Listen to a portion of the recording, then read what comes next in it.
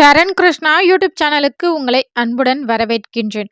உங்கள் வீட்டில் தீய சக்தி ஏவப்பட்டுள்ளது என்பதை உணர்த்தும் 3 அறிகுறிகள் என்னென்ன அப்படிங்கிறத பத்தி தான் இந்த வீடியோல தெளிவா நம்ம பார்க்க போறோம். இது மட்டும் இல்ல, உங்க வீட்ல தீய சக்தி இருக்கு அப்படின்னா, அதை விரட்டுவதற்கு நீங்க என்ன செய்யணும் அப்படிங்கிறதையும் இந்த வீடியோல நம்ம பார்க்கலாம். முதல்ல உங்க வீட்ல தீய சக்தி ஏவப்பட்டுள்ளது அப்படிங்கிறத முதல்ல எப்படி நீங்க தெரிஞ்சுக்கலாம் அப்படின்னு பார்த்தீங்கன்னா, உங்க வீட்ல திடீரென்று உங்கள் அழுக்கு உடைமைகள் மற்றும் உங்கள் முடி காணாமல் போவது. என்னங்க சொல்றீங்க? இதெல்லாம் எடுத்துட்டு போய் என்ன செய்ய போறாங்க? உங்களுக்கு யாராவது தீய சக்தி அனுப்பணும் அப்படின்னா, உங்களுடைய அழுக்கு துணியே போதும். ஒரு சிலர் வீட்ல நான் காய போட்டிருந்த துணிய காணோம். என்னன்னே தெரியல. வீட்ல திருடன் வந்திருப்பான்னு நெனச்சேன். ஆனா துணிய தான் காணோம். ரொம்ப நாள் யோசிச்சுட்டே இருப்பாங்க. இந்த ட்ரெஸ் எங்க போச்சுன்னே தெரியல அப்படிங்கிறப்போ காணோம் அப்படிங்கிற அது சர்வ சாதாரணமா நெனச்சிட்டு இருப்பாங்க. ஆனா அந்த துணி காணா போனதுக்கு பிறகு தான் அவங்க வீட்ல அடுத்தடுத்த பிரச்சனைகள் ஆரம்பிச்சுக்கிட்டே இருக்கும். உங்களுக்கு அடுக்கடுக்கா ஏதாவது ஒரு பிரச்சனை வந்துட்டு இருக்கும். உங்க வீட்டு செல்ல பிராணிகள் திடீர்னு வழக்கத்துக்கு மாறாக நடப்பது, இதெல்லாம் ஆரம்பத்துல தான். இன்னும் அதையும் கவனிக்காம இருக்கும்போது, அந்த பிராணிகள் இறந்து போவது, இதெல்லாம் அடுத்தடுத்து நமக்கு ஒரு பிரச்சனை வந்துகிட்டே இருக்கும். நம்ம என்ன பண்ணலாம் அப்படிங்கிற யோசனை கூட நமக்கு பண்ண முடியாத அளவுக்கு அடுத்தடுத்து பிரச்சனை வந்துகிட்டே இருக்கும். இப்படியே இது தொடரும்போது 2, 3 வருஷம் கழிச்சு பார்த்தீங்கன்னா, என்னடா இது எப்படி வாழ்ந்த வீடு இப்படி இவ்ளோ மோசமா ஆயிருச்சே அப்படிங்கிற நிலைக்கு இருக்கும். அடுத்ததாக தேவையற்ற சண்டைகள் தொடர்ந்து வந்துகிட்டே இருக்கும். எதுக்கு தான் சண்டை வருதுன்னே தெரியாது. ஆனா தொடர்ந்து சண்டைகள் வீட்ல சண்டை மற்றும் கண்ணீர் இருந்தமயமாக இருக்கும். ஏன் இவ்ளோ சண்டை வருது அப்படிங்கிறது கூட யோசிக்கவே முடியாத அளவுக்கு சண்டை சச்சரவுகள் வந்து கொண்டே இருக்கும். அதே மாரி எவ்வளோதான் டாக்டர்ட்ட போனாலும் என்னன்னே தெரியல. ஆனா ஒரு உடல் சோர்வும், மனசோர்வும் இருந்து கொண்டே இருக்கும். இது போன்ற அறிகுறிகள்லாம் உங்களுக்கும் இருந்துச்சுன்னா, கண்டிப்பா நீங்க தெரிஞ்சுக்கலாம். நம்ம வீட்டுக்கு யாரோ தீய சக்தி ஏவப்பட்டுள்ளது. நம்ம வீட்ல தீய சக்தி குடிகொண்டுள்ளது அப்படிங்கிறத. இதெல்லாம் சரி பண்ணணும்னா பெரிய பெரிய பூஜைகள் செய்யணுமாங்க?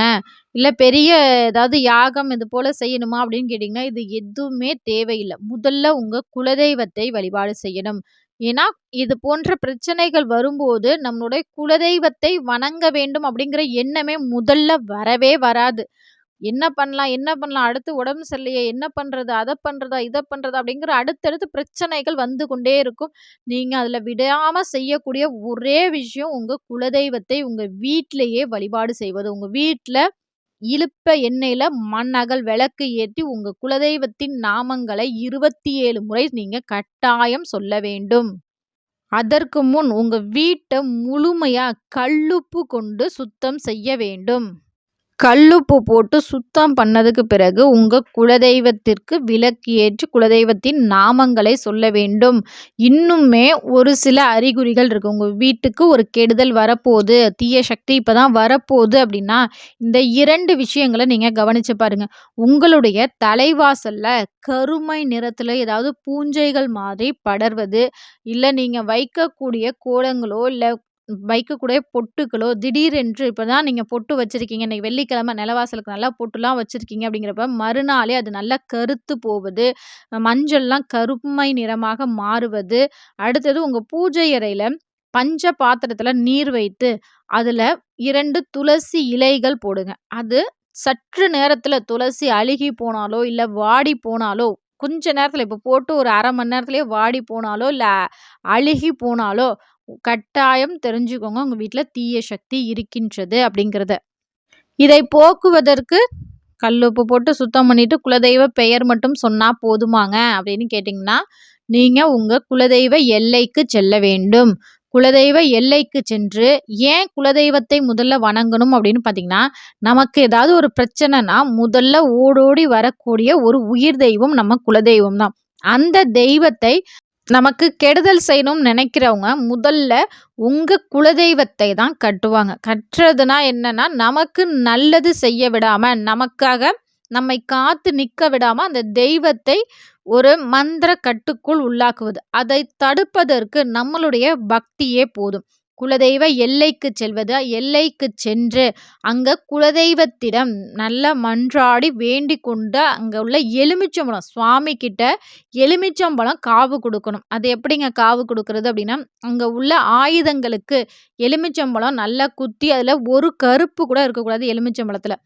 அந்த எலுமிச்சம்பழத்துல அங்க உள்ள ஆயுதங்களுக்கு குத்தி, அது மட்டும் இல்லாம ஒரு நல்ல சுத்தமான எலுமிச்சம்பழத்த 2 எலுமிச்சம்பழத்த உங்க குலதெய்வத்தின் மடியிலயோ, காலடியிலயோ வச்சு, அந்த பிரகாரத்தை உங்க கர்ப்ப கிரகத்த அந்த குலதெய்வம் இருக்கிற கர்ப்ப கிரகத்தை 7 முறை வலம் வந்து, பெண்கள் தங்களுடைய முந்தி சேலையில வாங்கிட்டு வந்து, அது வீட்டுக்கு எடுத்துட்டு வரதுக்குள்ள நெறைய ஒரு தடைகள் வரும். அந்த எலுமிச்சம்பழம் தவறி கீழ விழுவும்.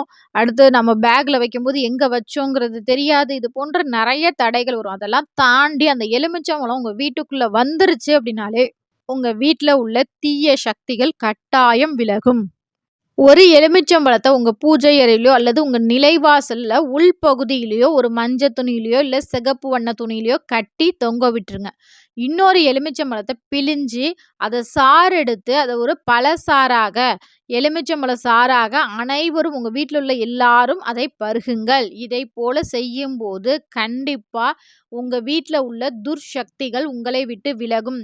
முதல்ல ஒரு சின்னதா ஒரு துர்சக்தி நம்ம வீட்டுக்குள்ள நுழைய போகுது அப்படின்னாலே, ஒரு சின்ன சின்ன அறிகுறி தெரியும். அது என்ன அறிகுறி அப்படின்னு பார்த்தீங்கன்னா, முதல்ல கண்ணாடி உடையும். வீட்ல உள்ள நிலை கண்ணாடியோ, இல்ல நம்ம முகம் பார்க்குற கண்ணாடியோ உடையும். 2வது நம்ம வீட்ல வளர்க்கக்கூடிய செல்லப்பிராணிகள் வழக்கத்துக்கு மாறாக ஒரு இடத்தை மட்டும் பார்த்து கத்திக் கொண்டே இருக்கும். 3வது நம்ம யாருமே இல்லாதபோது கதவ திறக்கிற மாரி, அந்த கதவு திறந்து மூடுற மாரி ஒரு சத்தம் கேட்பது. அடுத்து நீர்கள்ல திடீர்னு நீர் வந்து யாரோ நீர தட்டுற மாரி, இல்ல நீர் வந்து கீழ ஊத்துற மாரி, இது போன்ற சத்தங்கள் கேட்பது. இந்த ஒரு சின்ன சின்ன சலனப்பு வரும். இது போன்று வந்தாலே நீங்க என்ன பண்றீங்கன்னா, உங்க வீட முழுவதும் கல்லுப்பு, மஞ்சள் போட்டு தொடச்சிட்டு, கோமியம் தெளிச்சு விட்டு, தினமும் ஒரு கட்டாயம் ஒரு 27 நாளாவது தொடர்ந்து வீட்ல காலை, மாலை 2 நேரமும் விளக்கு ஏத்தணும். விளக்கு ஏத்திட்டு வெண்கடுகு, குங்குலியம் மற்றும் பால் சாம்பிராணி நாட்டு மருந்து கடையிலலாம் போய் கேட்டீங்கன்னா, நல்ல கட்டி சாம்பிராணியா குடுப்பாங்க. அங்கேயே குங்குலியம், வெண்கடுகு இருக்கும். அதை நல்லா தூபம் போட்டு உங்க வீட்ல உள்ள அனைத்து மூல முடுக்குகளையும் அனைத்து இடத்துலயும் காமிங்க. இது போல தொடர்ந்து காமித்துக் கொண்டே இருக்கும்போது, எந்த ஒரு துர்சக்தியா இருந்தாலும் உங்க வீட்டுக்குள்ள இருக்கவே முடியாது. அனைத்து துர்சக்திகளும் விலகும். உங்க வீட்ல உள்ள அனைத்து பிரச்சனைகளும் விலகும். உங்களுக்கு நல்லது மட்டுமே நடக்கும். இந்த வீடியோ பார்க்குற உங்களுக்கு, உங்கள் குலதெய்வத்தை ரொம்பவே பிடிக்கும் அப்படின்னா, மறக்காம இந்த வீடியோக்கு ஒரே ஒரு லைக் பண்ணி, "ஓம் குலதெய்வம் நமக" அப்படிங்கிற கமெண்ட்ஸ மறக்காம எங்களோட கமெண்ட் செக்ஷன்ல ஷேர் பண்ணிக்கோங்க. இந்த வீடியோ உங்களுக்கு பயனுள்ளதாக இருக்கும் என்ற நம்பிக்கையில் மற்றொரு வீடியோவில் சந்திக்கிறேன். இந்த வீடியோ உங்களுக்கு பிடிச்சிருந்தா லைக் பண்ணுங்க, ஷேர் பண்ணுங்க, மறக்காம சப்ஸ்கிரைப் பண்ணுங்க. இது உங்கள் சரண் கிருஷ்ணா யூடியூப் சேனல். நன்றி, வணக்கம்.